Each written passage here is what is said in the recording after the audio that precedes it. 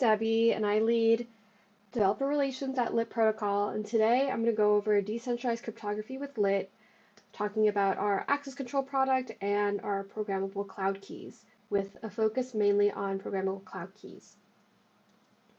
So Lit Protocol uses threshold cryptography to decentralize public key cryptography. This provides decentralized access control and programmable cloud wallets. So how does that work?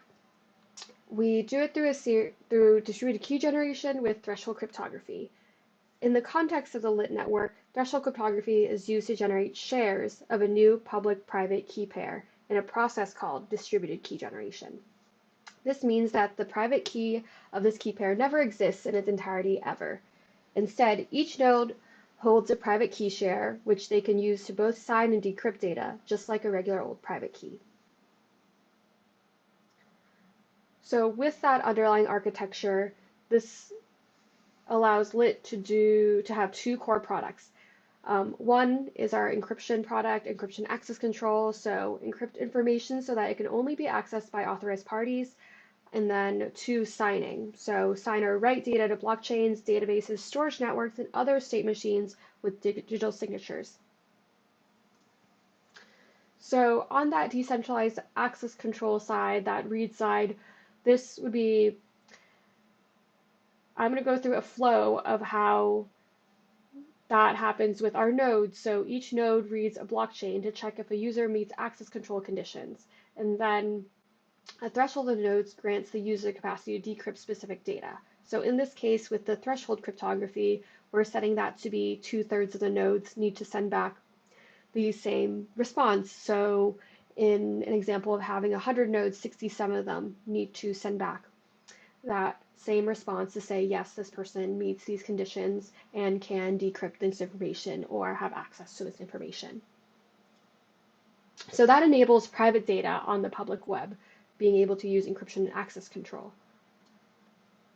And how someone might do that is setting on-chain conditions and credentials, such as users are a member of a DAO, user holds an NFT in a collection, so that might be an NFT as a pass to the collection, or I'm a member of developer of that DAO and I want to create a private portal for just developer DAO members.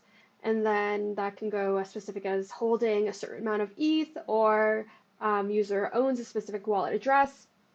And then we can always use Boolean operations, so anding and oring any of those conditions to make more complex access control gating. So we support most EVM chains, as well as the Cosmos ecosystem and Solana. So how Lit works is users have on-chain data, like the assets they hold in their wallet. The Lit nodes use the data to check the user's credentials. If the information matches, Lit verifies the information, and then access to stored private data on the open web is given to the user. An example for this is Orbis SDK has Lit protocol integrated into the SDK for encrypting private conversations and token gating content. So it's already all built in to Orbis itself. And so it's possible to encrypt content based on multiple parameters, such as a list of recipients, smart contract details, or more complex rules. Next, I'm going to go over signing, so being able to write data using what we call our programmable key pairs and Lit actions. So programmable key pairs are public-private key pairs generated by the Lit network and are minted in the form of an ERC 721 NFT. The owner of the NFT becomes the sole controller of that underlying private key. So in this case, you need a Lit action to be run and signed through a programmable key pair. And a Lit action is an immutable JavaScript function stored on IPFS. They're essentially smart contracts with superpowers where they have network access and the ability to make arbitrary HTTP requests. When these components work together, they have the power to facilitate complex condition-based automation. So what if you could tell your wallet to execute a trade when your token fell below a specified price, or to automatically list your NFT when the collection hits a certain floor price, Or what if we wanted to use off-chain or cross-chain data as a trigger to execute functionality within your decentralized application? With Lit, these use cases become possible. Additionally, a question that I want to clarify is, do I need a PKP to run a Lit action? No, but without it, Lit actions lose their magic capabilities of signing and decryption. An action without a PKP is essentially just a serverless function that can't sign or decrypt arbitrary data. So in this case of writing, each node reads a program from IPFS and then passes it through the nodes where a threshold of nodes creates a signature from a user's cloud wallet. This allows for Web3 automation being lit for signing, so being able to use that programmable key pair to sign data either through the lit action, which is could be pulling in off-chain data, could be pulling in on-chain data, so a Web2 endpoint to tying it in with access control. And so some examples of what we're interested in seeing and what's possible with lit actions and PKPs are in two categories: infrastructure and Web3 social. On that infrastructure side, that might be oracles for off-chain data, event listening and condition-based execution, privacy-preserving transactions, and decentralized key custodians. And then on the Web3 social side, what we're really interested in seeing is credentialing systems for privacy-preserving Web3 login, user-owned social graphs, account abstraction with support for Web2 auth methods, in this example, Apple Passkey, and later on I'm going to talk a bit more about how do you use a Web2 OAuth method, such as Google OAuth, to own a PKP and run some transactions on-chain through that. Decentralized chatbots, and then verifiable on-chain reputation building. So connecting different ways of collecting on-chain information and then at some endpoint or client side saying like, okay, this is that combination of different on-chain reputations that we can build up to know that someone is trustworthy. So Lit is decentralized and programmable keys. How do you use Lit? You can use Lit through our Lit JavaScript SDK, and we're moving towards our TypeScript SDK. So I'm going to go through actually our docs right now just to show y'all any information that you're looking for. Please come to the documentation, and if not, go to our Discord and be sure to ask questions. We're pretty active on our Discord. So going into our docs, we have a quick start, which just shows you how to install the Lit JavaScript SDK as well as different example applications. So running your first Lit enable application using Lit actions, and then on the access control side, encrypting on-chain metadata with Polygon. Some core concepts, so access control and encryption, PKPs, Lit actions, and different use cases. And then exploring the ecosystem, so we have grants, we have RFPs, as well as different links to our community, being able to follow us on Discord, Twitter, keeping up with the community calendar, as well as supported blockchains, so we support most EVM chains, Solana and Cosmos. And one thing I do want to point out as we focus more on programmable key pairs and Lit actions is there's a whole section here that we have within our SDK intro on working with Lit actions and different examples, as well as since our PKPs Lit actions are still in testnet, we have specific documentation for that. So be sure when you're building on that to check out the programmable key pair API documentation as well as the Lit actions API documentation. And then make sure that when you're looking for tools, we have the PKP Explorer, in which,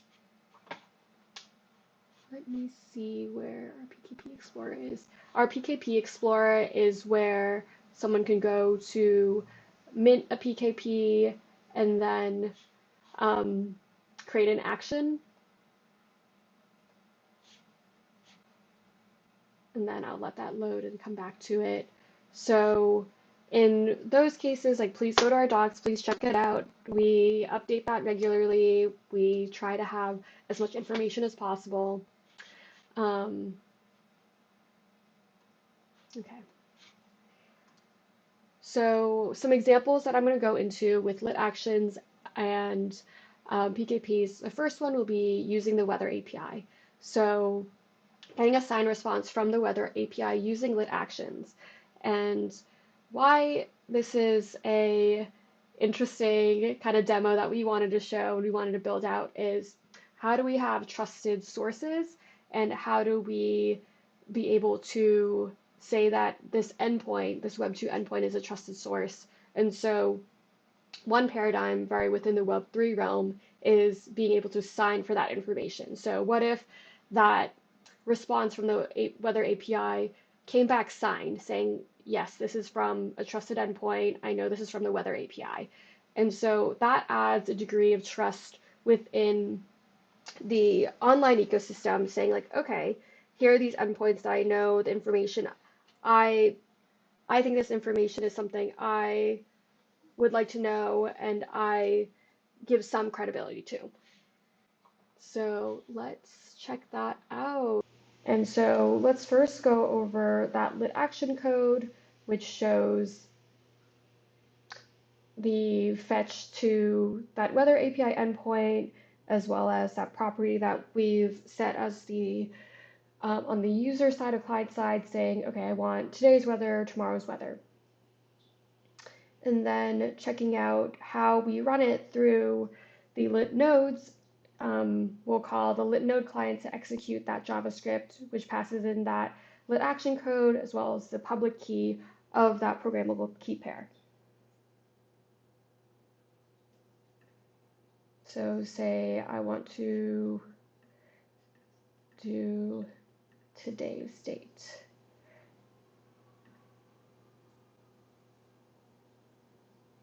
So today we got 49 degrees with light rain. So that's our first example using lit actions programmable key pairs.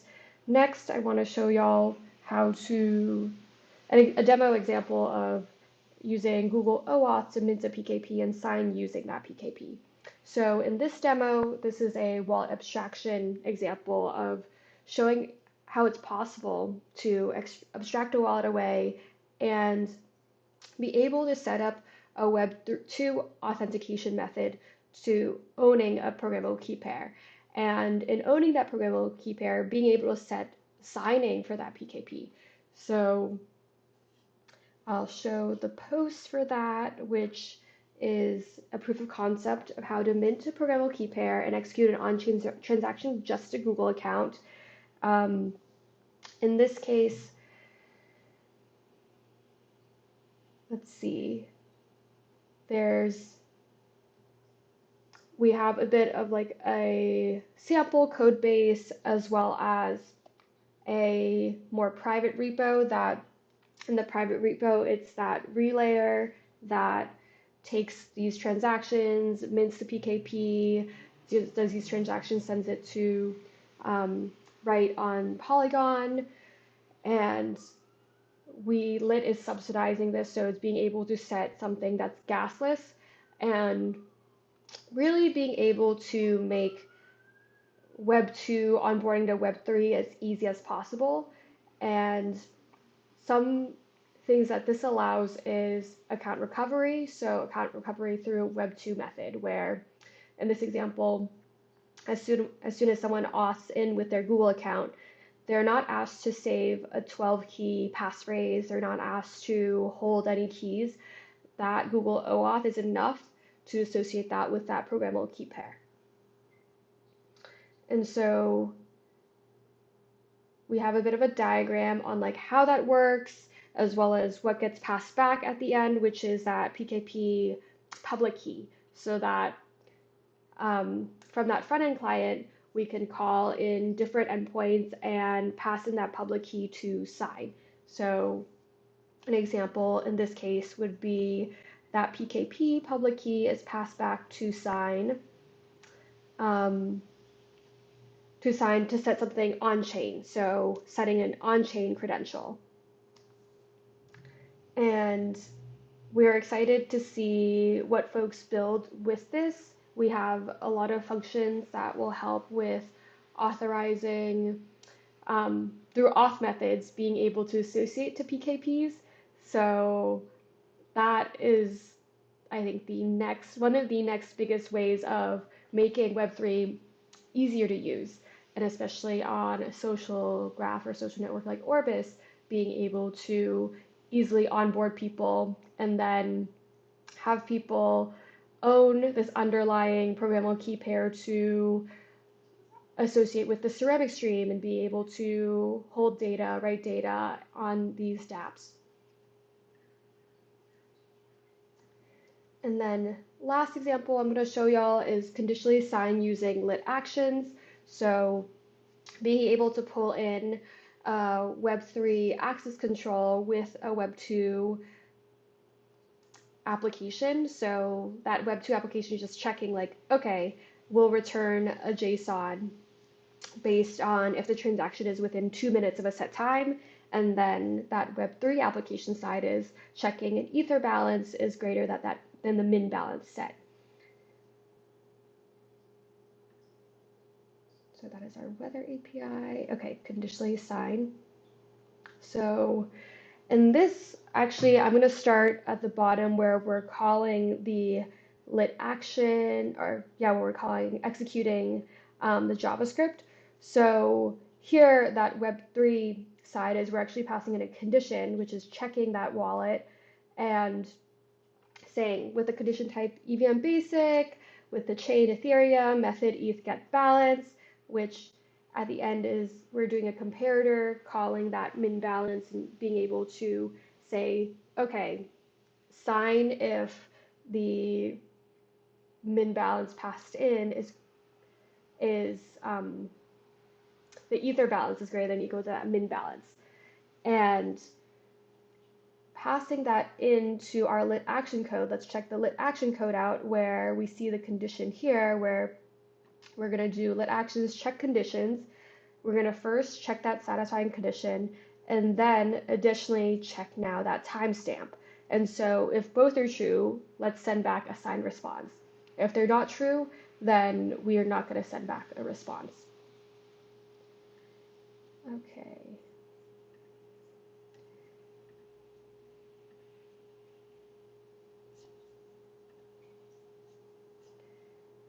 Let's see, let us, signed API, no, not the weather one.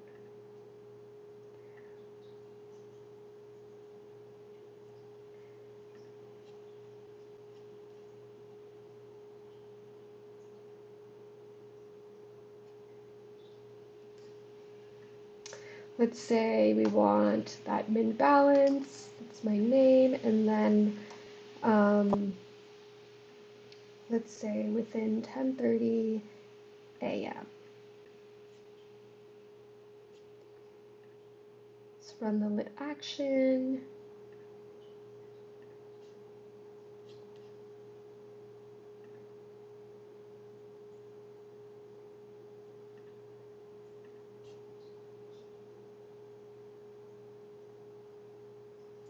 So I'll let y'all play with this on your own time, and I'm going to get back to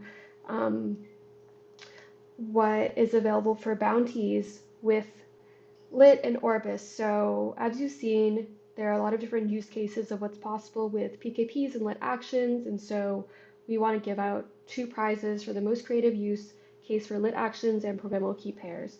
First place being 7,000, and then second place being 3,000. So really excited to see what y'all build. And then I'm going to close out with, again, examples of what to build, as well as additional ideas to check out our RFPs page and our use cases page.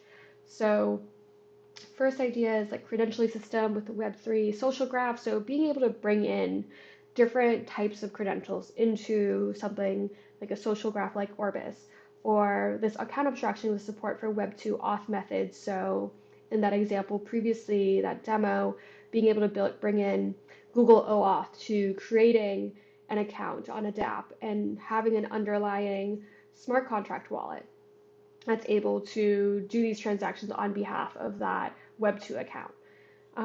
Additionally, decentralized chatbots, verifiable on-chain reputation building, condition-based reward systems and achievements. So being able to see a lot of this information in the social graph, like followers or likes, and being able to have these triggers based on that reward system, and really have people be engaged on these platforms and able to connect more easily.